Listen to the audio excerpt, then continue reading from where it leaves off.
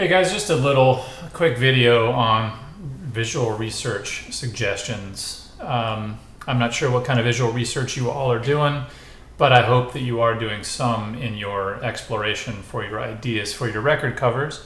A lot of times, for example, recently, or someone in class has a title of fluidity. And you can take that in a lot of different ways. And how do you do it in a way that doesn't make it look like flowy water necessarily, where the type is really fluid looking, and instead work with type in another way to convey the idea, maybe in a less expected way. So, there are many sites to check out. If you look in in the pages section of Canvas, there are some design resources, links, or suggested sites, I should say, for you to check out. One of them is Designspiration, designspiration.com here.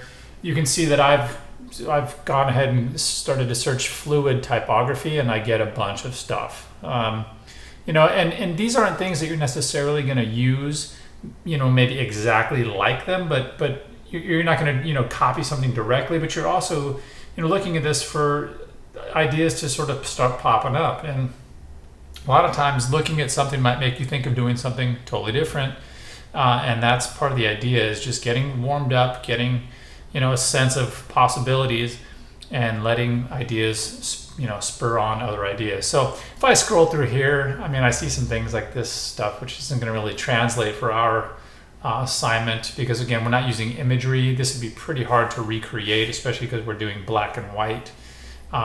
So that's one of the first things I'm going to do, is I could put fluid typography black and white. I don't need to do that. I want to just get a sense of what's here with more possibilities. I don't want to limit myself by limiting the color palette to search. You see some interesting kind of tweaks to type here, or using line to create type. You can see counterforms being used here, not necessarily directly related to what we're talking about right now. But I just kind of searched through here because everything is a potential possibility. Okay, so I'm gonna see if there's anything. Stuff like this, that almost looks like a record cover, but I don't love the feel of that necessarily. That's not doing it for me. Scrolling through here, anything I see that I like? Not yet. Actually, here's one. Okay, but here's an example of what I would say is too obvious. Okay, I don't want to have a title of something like fluidity with something that looks watery like this. Number one, it looks more like an acid trip versus a sophisticated, musical performance. Say it's like a classical piece. But I'll check it out anyway, because sometimes these, if you click on something, you have related items that might get you in a certain zone. And looking through here, I'm not only looking at type. Sometimes I'm looking at patterns or backgrounds that again can spur on other ideas. Something like this, actually, it's ideally I can take something and maybe use a letter form and tweak it in a way to create a sense of flow or fluidity here. If I click on that, see what I get. Okay, so right away I see things that I like. Something like this even, which is essentially just some lowercase l's, or the stem of an I or something. Look at how you can use those in repetition.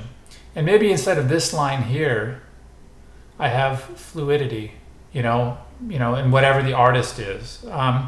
If you're using type like this in a way that is expressive, your actual title treatment doesn't necessarily have to be flowing and fluid, or, it doesn't have to be overly manipulated or decorative if you're using type in another way that is expressive. Okay, so hopefully that's clearing some things up for you.